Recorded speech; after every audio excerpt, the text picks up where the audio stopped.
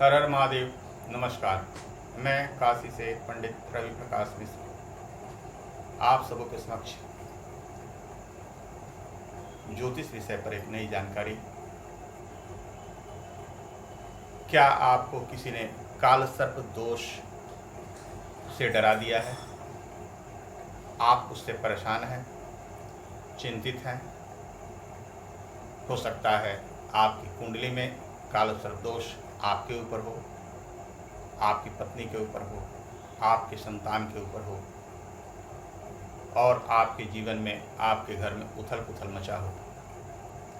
बंधुओं, घबराने की बात नहीं है, डरने की बात नहीं है। बहुत लोगों के कुंडली में काल सर्प दोष होता है।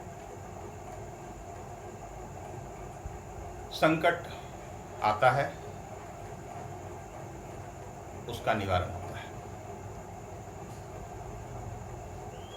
दुख आता है, सुख भी आता है। तो अगर आपकी कुंडली में काल सर्प दोष है तो आपको तनिक भी भयभीत होने की आवश्यकता नहीं है।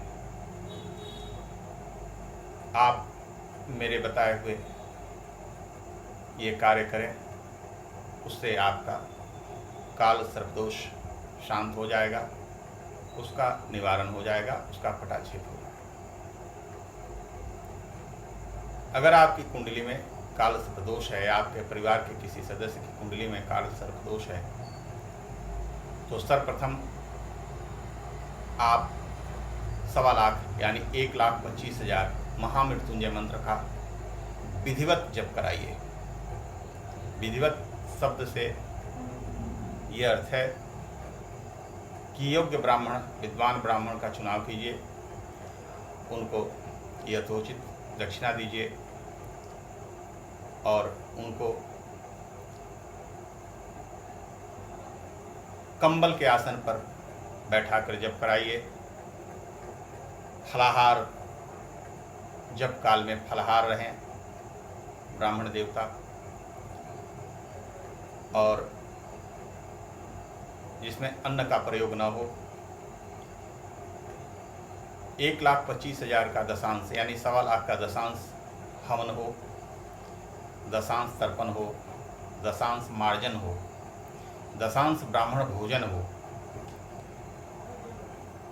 और उसी क्रम में दूसरे लोग या उसके बाद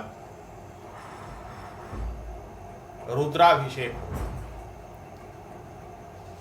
शिवलिंग पर रुद्राभिषेक का अर्थ है शिवलिंग पर रुद्री पाठ के द्वारा अभिषेक।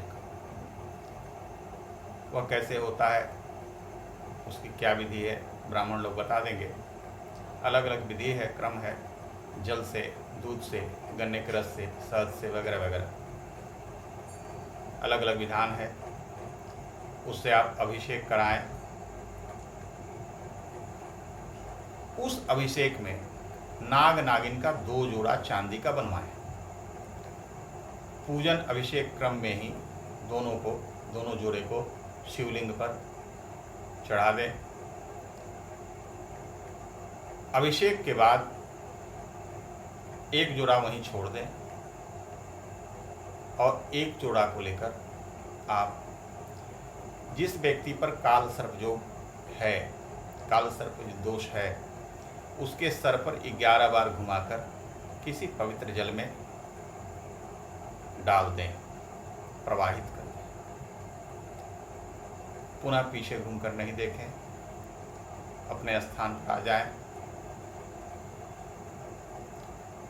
ये इसकी प्रक्रिया है। अब आपको बताऊं मैं, काल सर्प दोष का काशी से बड़ा ही गहरा संबंध है। अगर आप काशी में कराना चाहते हैं तो महामृत्युंजय मंदिर में करा लें। वह एक उपयुक्त स्थान है। विशेष रूप से जो हमारे ग्रंथों में काशी की महिमा जहाँ बताई गई है, उसमें नागकूप, एक कालकूप भी है, एक नागकूप है। तो नागकूप में इसका विशेष महत्व बताया गया है। नागकूप, ऐसे तो नागपंचमी में वहाँ बहुत भीड़ होती है, हजारों हजार की संख्या में लोग आते हैं। उस दिन शायद संभव न हो पाए, स्नान तो संभव हो जाएगा परंतु अभिषेक संभव नहीं हो पाएगा। इसलिए मैं चाहूँगा कि अन्यत्र किसी दिन जब सन्नाटा रहता है, वहाँ भीड़ नहीं रहती, तो नागकूप में किसी शुभ दिन को देखकर नागकूप में जिसके ऊपर काल सर्पदोष है वह व्यक्ति नागकूप में स्नान करे। जो वस्त्र पहना है उस वस्त्र को वहीं छोड़ दे, धुला हुआ दूसरा वस्त्र पहने और उसी नागकूप के ऊपर शिवलिंग है, मंदिर है महादेव का, उस मंदिर में रुद्राभिषेक करे जिस विधि से मैंने बताया।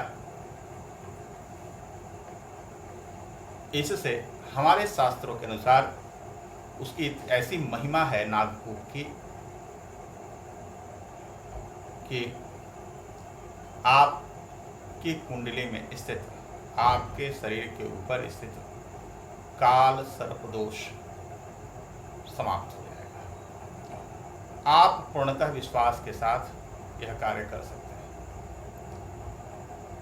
एक तो आपने महामृत्युंजय मंत्र भी जप कराया, अभिषेक भी करा लिया और नागकूप में स्नान भी कर लिया। नागकूप में स्नान करने की ऐसी महिमा है कि मैं आपको क्या बताऊं, ग्रंथों में इसकी बड़ी महिमा बताई गई है।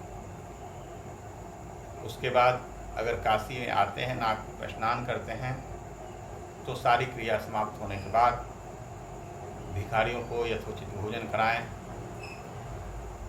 जो आपको काशी से बाहर निकलने के पहले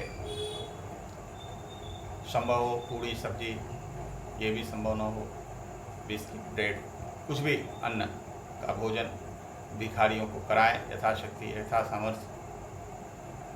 ऐसा चीज़ न दें जो भिखारी लोग जाकर बेच दें, ऐसा चीज़ दें जिसको वो लोग तत्काल खा लें और उसका फल आपको मिले।